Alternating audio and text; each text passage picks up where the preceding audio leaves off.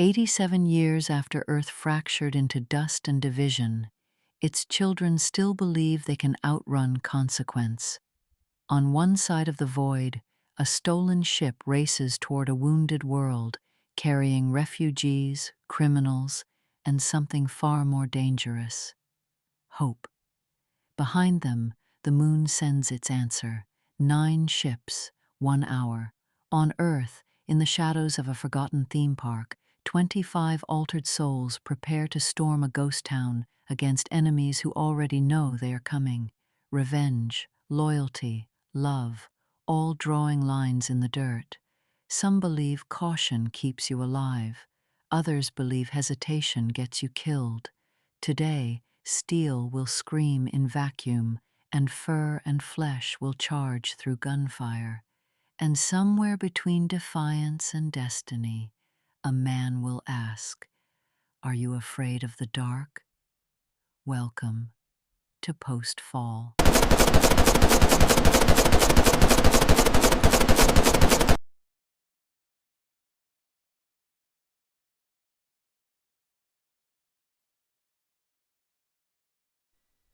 Hello, everyone. Welcome to episode 17.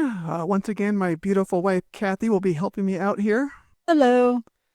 Episode 17 is the first part of the 2-episode finale of Book 2. And I've been looking forward to getting to this. I probably prefer the action scenes. And while I don't love all the results of imagery and videos, I got some pretty good ones I am happy with. As we begin here looking at imagery, I will remind our new listeners that we are here making Post-Fall, an original 6-film franchise. I typically describe it with a simple tagline of Blade Runner meets the R-rated version of Narnia.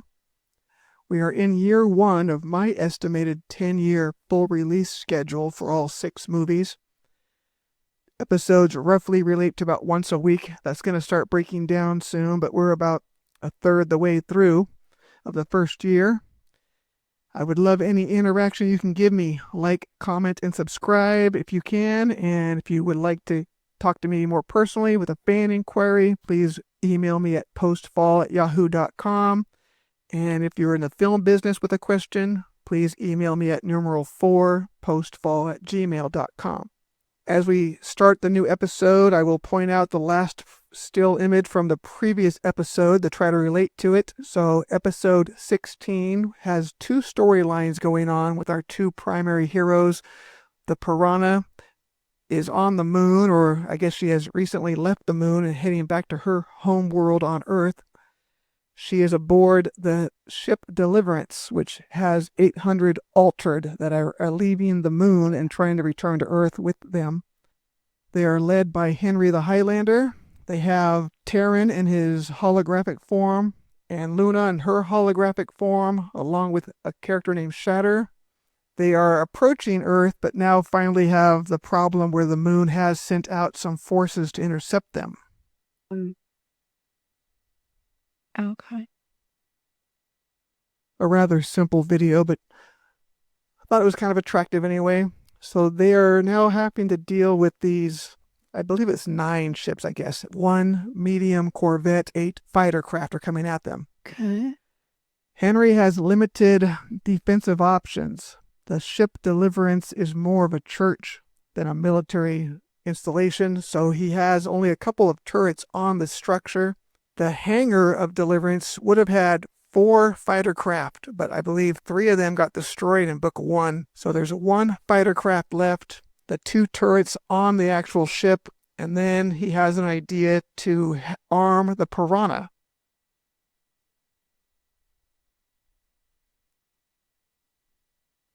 Arm the Piranha. Yeah. Henry takes his antimatter sword. He would not be using it against a solid block of metal like this, but there is basically leftover material. Deliverance was just being finished up with its construction, and there was like a piece of hull plate in the hangar, and he's cutting out a shield for her.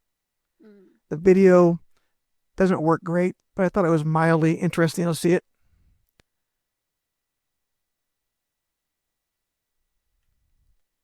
This would be what she looks like when she gets into an EVA outfit. has the shield attached to her arm, and then Henry gives her the sword. Oh.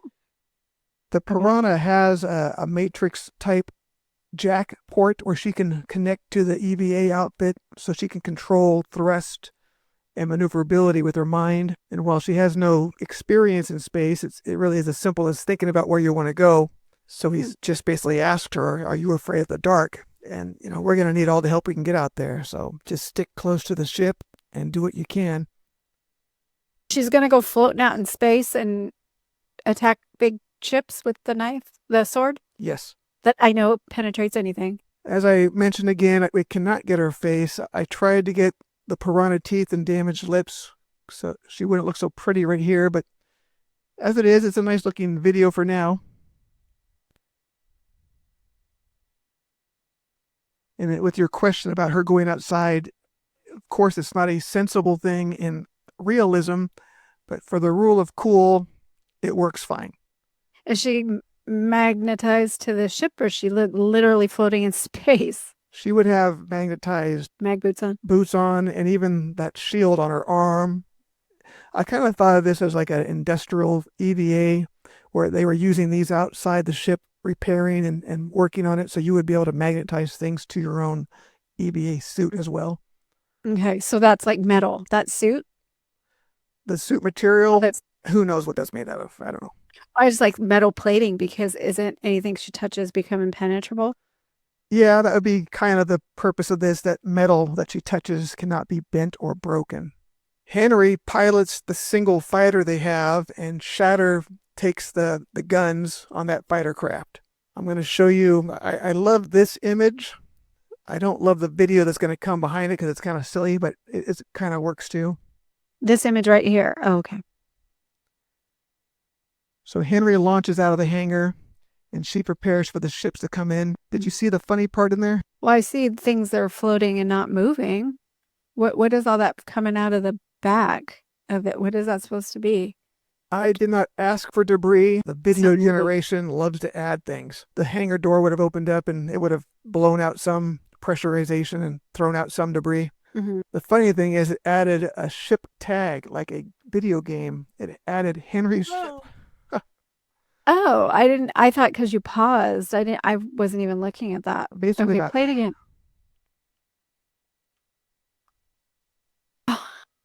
Yeah, I wasn't even looking at that. I was looking at the ship and then that debris on the left that's not moving. I don't mind the debris. I think that's fine. It's the tag on the ship that's dumped. I tried to get it removed. It would not do it. Now, simultaneously with Pachuco's storyline, he is on Earth. He is preparing to return to the Silverwood theme park with the animals that are willing to fight to try to clear out that master race gang that killed Seaweed. I want to take a second to show you the map again, though, because it does come into play with what's going to happen here. We are in northern Idaho. At that image with Silky on his lap, they're at Tubbs Hill down here. Oh. They're going to go catch a train and go back up to Athol, or near Athol. Silverwood theme park. Okay. The actual battle we're going to be looking at today is pretty much in this field area and across these old Western town boardwalk buildings here.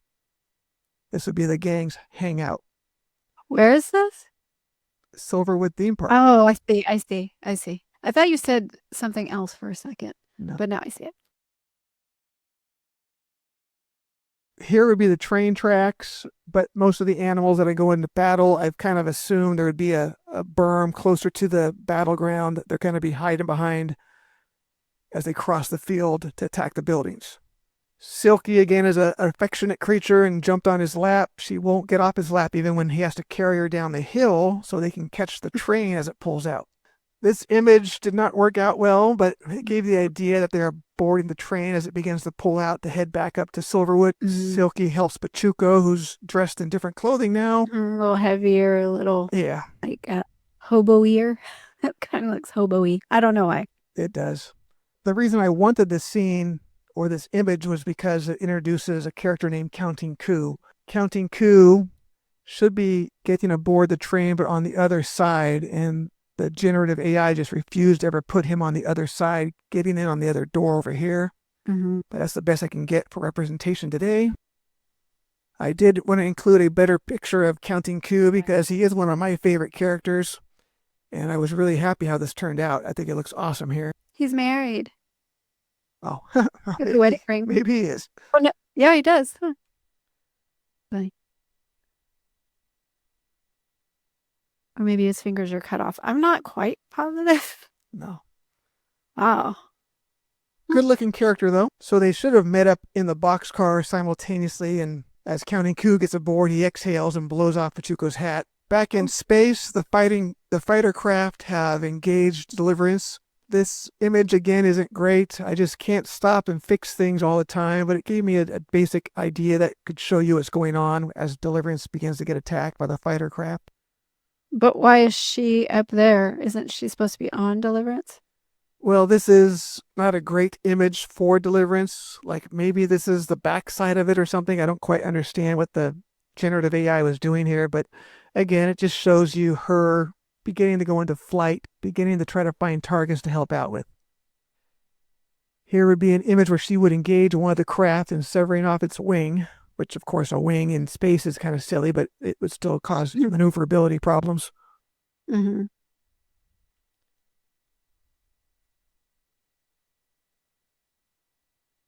It gets kind of goofy as the wing reattaches. What? These are the things I have to deal with every week. Why would it reattach it? Because AI is an 8-year-old right now. An 8-year-old would not reattach it. Probably not. She has her shield for some defense. I kind of am leery about having bullets actually strike her because the velocity of the rounds, but yeah, again, the rule of cool will probably let it go.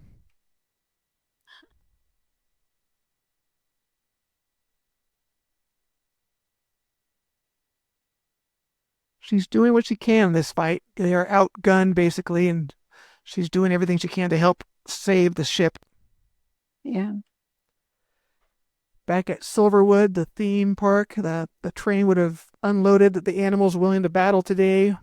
You can see we have the god monkeys here again with Cain. And they look the same, at least. They don't look different. Like it didn't alter them. We lost Leopold. He looks cybernetic eye. okay. His head looks a little smaller, but yeah. Cain looks pretty good, and Cain's trying to draw out a tactics here on the ground for the animals to follow. Unfortunately for them, Leopold is an asshole. Mm-hmm.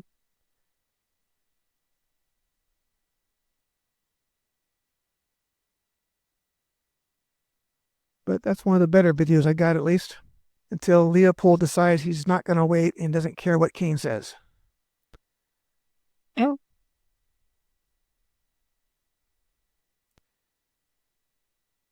He wouldn't even stop here. Leopold basically just started advancing at the ghost town across the field. Uh-huh. And she just holds the box for him? Yep. She's the ammo? the ammo. Oh my gosh. Okay.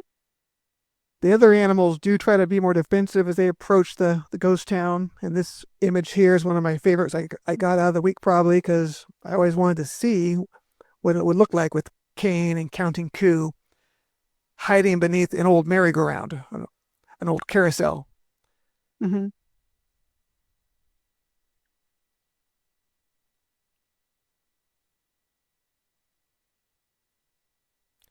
There's no audio because, again, generative AI just adds the goofiest audio. It's just not worth showing anybody. But I like how this turned out. It's attractive looking to me anyhow. Yeah, looks good. Back in space, the Piranha continues to do what she can. The instructions were to cut the underbelly of to gut one of the ships as it flew by. But yeah, it didn't work out. You told it to do? That's what I told to do. It did not work out well. Another pass of a ship she jumps on is she cuts through the canopy of one of the craft, and that one's a little clearer to show the result of. I see it. Oh, no. Yeah, that's kind of what I said when I saw this image. This is probably the most disturbing image I've gotten out of the 17 episodes, and I was shocked when it came up. Yeah. Does she really get shot? Yes, Sunflower dies here. Oh, sad. How come they did this? Because it was an animal. Why did they give Jesus. me that resulting image? I don't have a good answer for you because it would probably be the kind that should be blocked. Somehow the prompt got through, Weird. and it's a good image. This is a good image showing Leopold just being berserk, Sunflower unfortunately being out in the open as they approach the ghost town, and she goes down here. The video is kind of goofy, but it Yeah. also kind of shows what's going on. Sunflowers. Yeah. Poetic. Meantime, some of the other animals have reached the old buildings, and here we see that Counting Coup has entered one of the structures and engages one of the gang members. Now, Counting Coup has a definition. Do you have any idea what Counting Coup means? Well, no. It's a term to describe an honor system where some warriors preferred to leave their enemies alive but would touch them or subdue them. Counting Coup. So he prefers not to kill people. So in this case, he's trying just to subdue this guy, knock him out with a pommel of his knife. Okay. Got it. The resulting video is terrible. I couldn't even begin to try to show it to you. It would basically, the strange thing is, again, it would not block a knife. It would show a knife blade in this guy's head, but I could not get a good video of him just knocking him out with a pommel. That's weird. Yeah. Maybe something changed. Jeez. Yeah, these are the most violent ones we've seen, I think. Yeah, they are. Here we see a berserk Leopold reaching the buildings. He's out of ammunition. He just starts clobbering people to death with his machine gun. Well, he's pretty mad she died, so. Again, the video just loves to add debris. I don't know what it is about debris on these videos. It doesn't even make sense, the debris. I know. And both of his eyes are red. Is that supposed to happen? No, he had one cybernetic right eye last time. Yeah. But again, it gives the idea what's going on. Meanwhile, back up in space, Deliverance is approaching Earth atmosphere. So the Piranha is trying to reattach to it as one of the turrets blows up nearby. Well, she needs to get back in, right? Well, we're still working on that. Now, this is Johnny, or Jahnna. If you recall him from a couple episodes ago, he is Mimi's son. He picked up the motorcycle and put it in that buckboard. He was not allowed to participate in the fighting. He was back behind the defensive berm, back by the train. But he was enthralled by Sunflower, so he was watching the battle, and he sees her go down. He can't help himself but go out to try to rescue her. Aww. So this would be him approaching her corpse on the field there.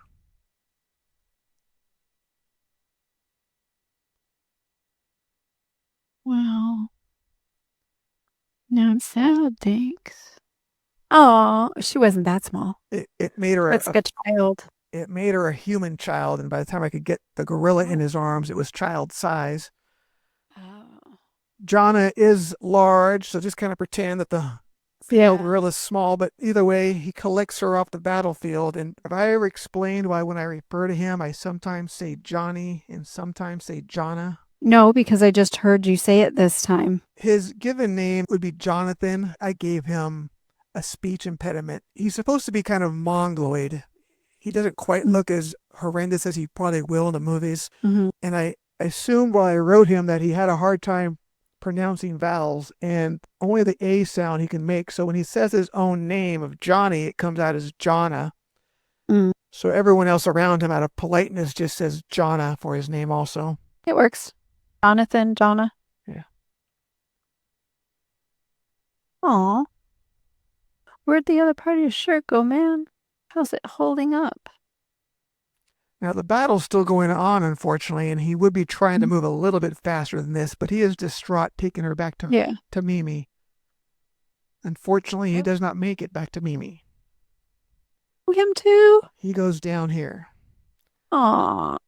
You can see Mimi back there witnessing this. Aw. I like how it's dirt that comes out. They don't put... Let's see, wait. Oh, it didn't even show. Yeah. I'm confused. So he got shot. he got killed. He got riddled in the back with bullets.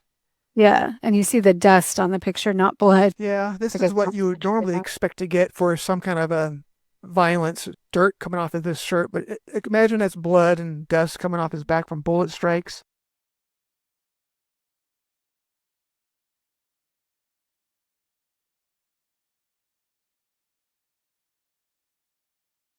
Well, that's horrible. Well, Why would you do that to me? that's the end of imagery for episode 17. Well, now I'm sad. Thanks a lot. Your picture, what? What? The moon right now, is it red, pink and pink? Did it change? If you mean the poster here in the background, Yeah. the poster was made that way. That's the way it looks.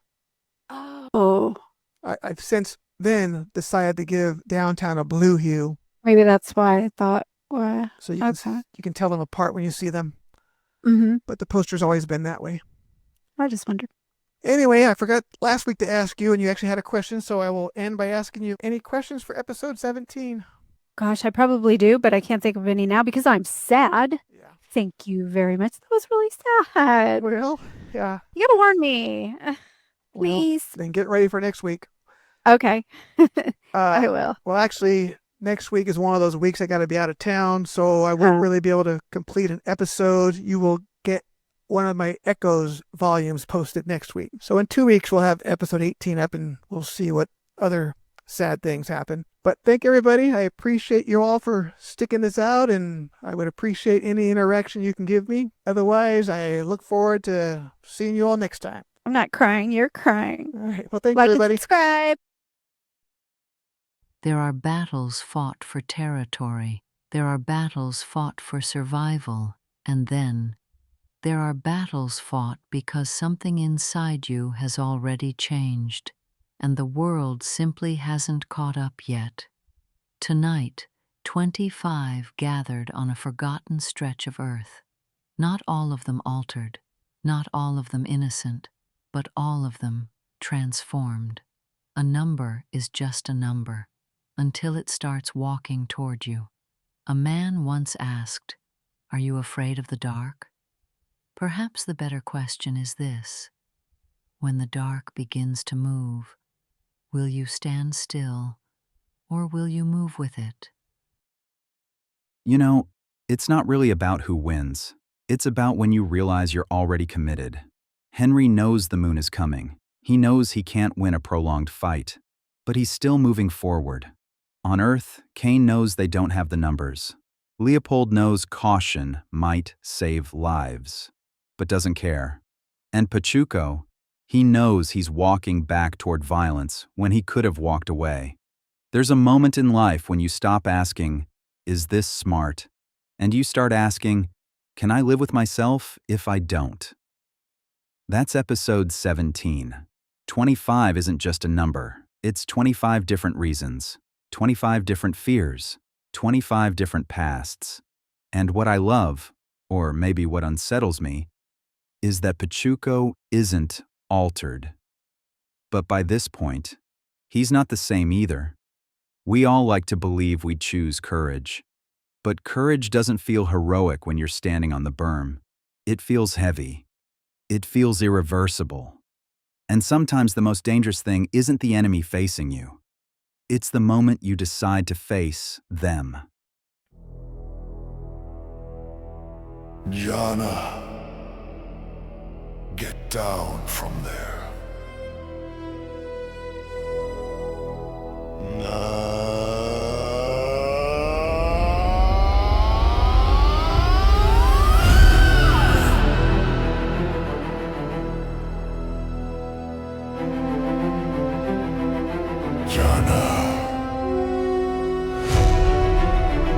Jahnna. No! Jahnna!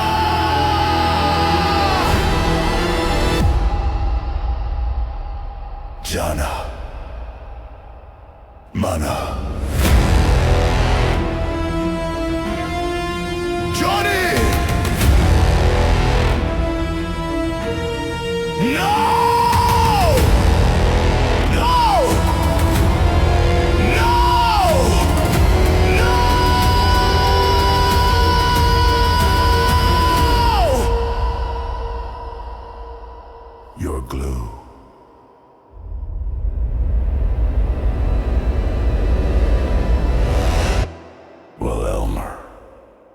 armed. I knew you liked it on top. I guess I should have taken the motorcycle. Shoot that bitch. Look at me! Catch me! Play paralyzed! Completely paralyzed! You just keep playing possum. And I'll be careful not to ask you any questions, which sucks, because I got a few for you. When you killed Ray, I had no idea what I was gonna do. But I believe bad things have a way of working out for the right reasons. Tomorrow will be a brighter day for one of us. What is that? Deliverance! What is it? It's beautiful.